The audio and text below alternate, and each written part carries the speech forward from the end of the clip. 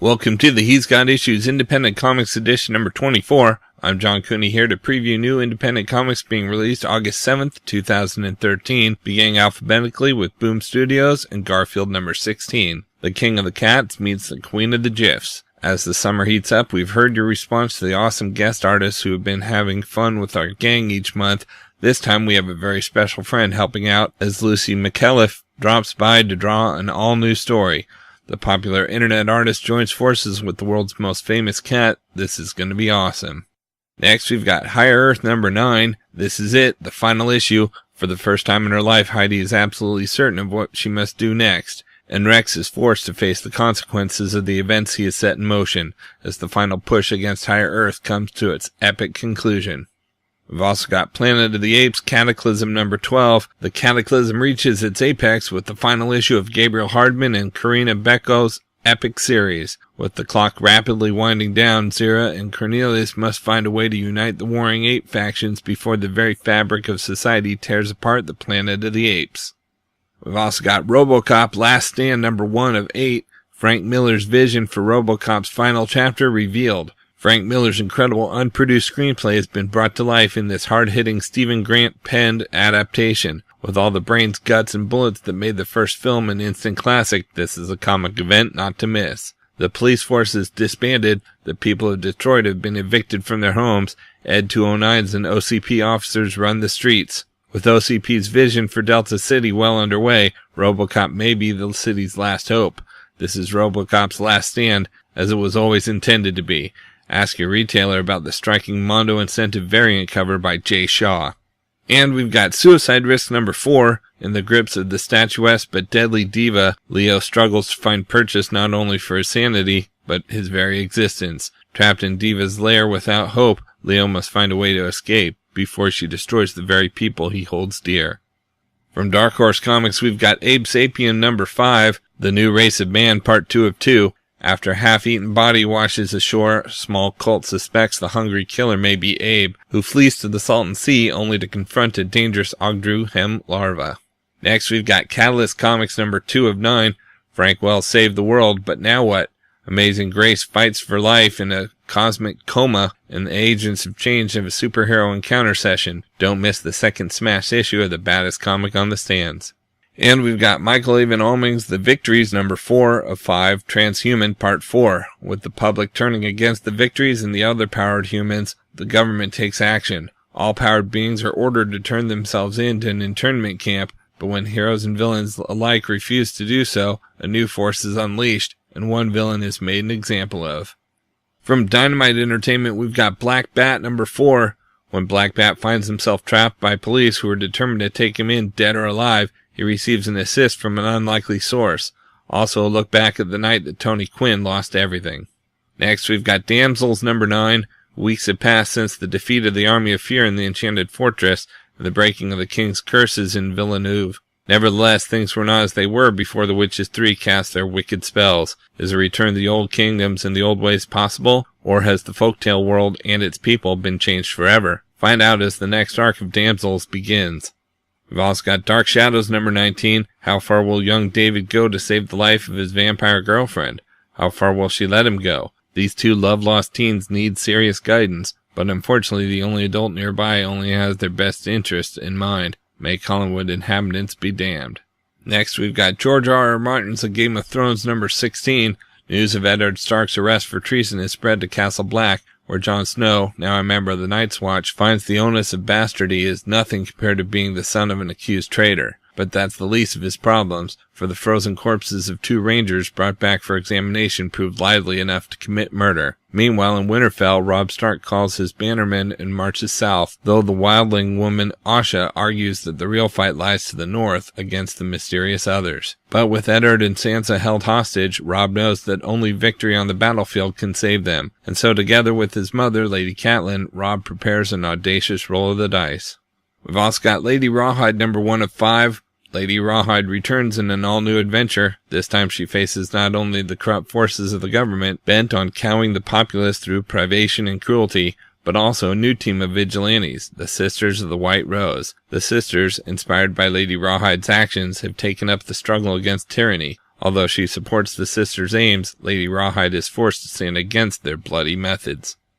Next, we've got Lords of Mars number 1 of 6, an epic crossover event starring the 2 greatest heroes of pulp fiction. The legendary ape man has claimed his title as Lord of Greystoke, but his very life is threatened when a hunting excursion with his fellow gentlemen goes disastrously wrong. Meanwhile, on Mars, John Carter is forced to respond to a veiled threat from his defeated enemies. Mars and Earth might be separated by millions of miles, but a sinister force is at work on both planets, setting the 2 champions on a deadly collision course. It all starts with Lord of Mars number 1, The Hunting Party, set phasers for mayhem.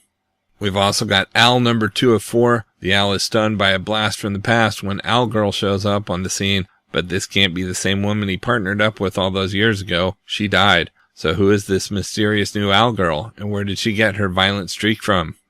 Next, we've got Pathfinder Goblins number 1 of 5. The goblins from Paizo's Pathfinder RPG are pint-sized psychopaths wreaking havoc across the land. Infamous for unpredictable attacks, catchy raiding songs, hatred of dogs, and fear of horses, goblins blend mischief and murderousness like no other monsters, and Pathfinder fans adore them. Since their appearance in the very first Pathfinder release, Pathfinder Goblins have starred in numerous adventures and game supplements, not to mention miniatures, plush toys, and other merchandise. Now they get their own comic book series. Each issue in this 5-issue series features 2 goblin-themed short stories by different talented creative teams. When goblins gather round the campfire to tell stories, you know you're in for some tall tales, and probably a stabbing or 2. Issue 1 includes The One-Eyed Goblin is King, written by Adam Warren, with art by Carlos Gomez, and Prize Pupil, written by Paizo publisher Eric Mona, and illustrated by Shane White. Next, we've got Shadow number 16. The shadow unravels the mystery of the light, but each new answer only serves to raise new questions. Her mission leads innocent men and women to their deaths, and the next target on her list is the Shadow himself. We've also got Vampirella number 13. It's been said that you should never know your own future, but what if you do? Decisions will be made, fates will be met, and a kingdom will rise. But will Vampirella have the strength to bear the painful price of victory? And we've got Warlord of Mars, Dejah Thoris number 28. The machine men are marching on Helium, and the Red Nations position themselves for a war that may well decide the fate of Barsoom. Meanwhile, Dejah discovers that someone from her past has been conscripted into service by the machine men and has to come back to settle a score with the Princess of Helium. From IDW Publishing, we've got Dungeons & Dragons Cutter number 4 of 5. Tosin Armgo and his wife, Sinephen, search the Kingdom of Many Arrows for their daughter, Dorumwila, but it may be too late. Dorumwila wields the sentient sword called Kazidheya, the Cutter, and with it, the terrible corrupting power it entails.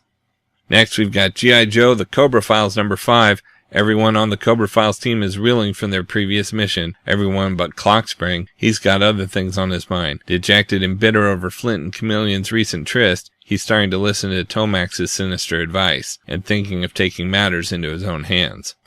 We've also got Godzilla, Rulers of Earth number 2. While the growing monster population continues to take its toll on the Earth, an ambitious student, Lucy, has set out with a group of researchers known as Kaiju Watchers. Though they intend to collect data on Godzilla, they instead find his most deadly foe yet. We've also got Transformers Monstrosity number 3 of 4, Megatron Unchained. In the early days of the war, Megatron, exiled on Junkion, battles to reclaim the throne of Cybertron, but the Terracons have other ideas. Meanwhile, Grimlock and the Dinobots threaten Optimus Prime's fledgling Republic. And we've got Transformers Robots in Disguise number 20, New Cybertron. It's a brand new day and Starscream is in charge, but running a planet isn't as easy as it looks. If Bumblebee couldn't do it, why does the former Decepticon think he can? From Image Comics, we've got Activity number 14, Sea Level. While Zoe tracks down a lead in Amsterdam that may shed some light on Zeus's involvement with the terrorist cell there, the rest of Omaha is engaged in the Gulf of Mexico, where a storm threatens their mission to stop a heroin shipment. Next, we've got Artifacts number 30, The Angelus and Tom Judge reunited. When Tom Judge failed in his efforts to assemble a team of artifacts bearers and battle Jackie Estacado, Angelus host Finch was left eagerly preparing for her next confrontation with the Darkness Bearer. Will her bull-headed obsession to destroy the darkness distract her from the dangerous task at hand when Tom Judge returns to Finch for a favor? We've also got Blackacre number 9, A high-risk ploy has landed a pair of assassins deep in the heart of enemy territory, and now they're closing in on the target, but how much longer will their cover and their luck hold? We've also got Burn the Orphanage, Born to Lose, number 1 of 3. A young orphan named Rock was left for dead, and now he's out for revenge. With partners Lex and Bear by his side, our hero will find out who burned his home and family to the ground. If that means taking on every goon, punk, and topless stripper ninja in the city, then so be it. Part 1 of the Born to Lose trilogy. We've also got Cyberforce number 5, The End of the New Beginning. The chairwoman of the massive CDI corporation will stop at nothing to get back her runaway daughter Velocity. In her rampage, she has ordered the execution of every member of the rogue Cyberforce faction who stands in her way. But Velocity has turned and faced to confront her mother. She doesn't know what's worse, being annihilated alongside her compatriots, or having her memory wiped clean with a brain box implant. If you haven't already, joined the party. Don't miss the 5th issue of Top Cow's 20th anniversary relaunch of Cyberforce to be distributed for free. Next we've got Fatale number 16. Nicholas is on Josephine's trail of secrets, and they lead him back to 1990 Seattle, where a rock band, a gang of bank robbers, and a wandering serial killer all circle around a mysterious woman with no memory. And remember, each issue of Fatale contains extra content, artwork, and articles that are only available in the printed single issues. We've also got Invincible Universe number 5. As the UN gathers to enforce the Dinosaurus protocols, Cecil is pushed to the limit. Just who are these unsanctioned agents infiltrating North Korea? And we've got Legend of Luther Strode number 6 of 6, the explosive miniseries conclusion. Jack is loose in the world, and Luther isn't strong enough to stop him, but Petra might be. Next we've got Manhattan Projects number 13, Piece by Piece. After a decade of working together to overcome everything that stood against them, fractures begin to form between the scientists of the Manhattan Projects. This thrilling feel-good bad science series continues in the Manhattan Projects number 13, Piece by Piece. Next we've got Miniature Jesus number 4 of 5, with present-day society being nothing more than a meandering landscape of bloated roadkill. Leave it to our recovering alcoholic Chomsky and 8-inch Jesus to confront the facade of what stands for humanity's cardboard excuse of a higher power. We've also got Prophet number 38. It's a race for power, with prophets seeking to enslave the children of Badrock to use them as living weapons against a new mysterious foe. Next we've got Satellite Sam number 2, Sex, Death, Live TV. New York City, 1951. Mike buries his father and Ginsberg buries the lead, making his sales pitch. Will TV be an East Coast or West Coast medium? And in a pile of filthy photographs, Mike finds one image that's really and truly shocking. Next, we've got Sheltered number 2. With their parents' blood on their hands, the youth of Safe Haven begin to splinter as doubt is cast on Lucas' leadership. New arrival Victoria finds that escaping from a compound built to keep others out is near impossible. We've also got Sidekick number 1. Witness a modern hero's fall from grace. The Cowl and Flyboy, renowned superhero and sidekick despite dopey names, they were famous, popular, and happy until the Cowl's assassination. Now no one takes Flyboy seriously. Follow his trajectory from barely tolerated hero to figure of ridicule, and witness his slow descent into madness, darkness, and crime. And we've got 10 Grand number 4. Joe Fitzgerald has been to heaven many times, or at least someplace that looks a lot like heaven if you don't know any better, but now he's going somewhere he's never been before, into hell itself, in pursuit of the woman he loves. What he finds there will change his life forever. From Valiant Entertainment, we've got Quantum and Woody number 2, off to a bad start. Eric and Woody Henderson have accidentally blown up their father's life work, and themselves along with it. Now as their bizarre new superpowers begin to manifest, will they be able to outmaneuver the squad of trigger-happy cops that think Eric and Woody are to blame for their dad's murder? Plus, the mysterious cabal targeting the world's worst superhero team only gets creepier. Seriously, it's like an iceberg of creepy. Only 10% is showing, and Quantum and Woody are about to crash right into the rest of it.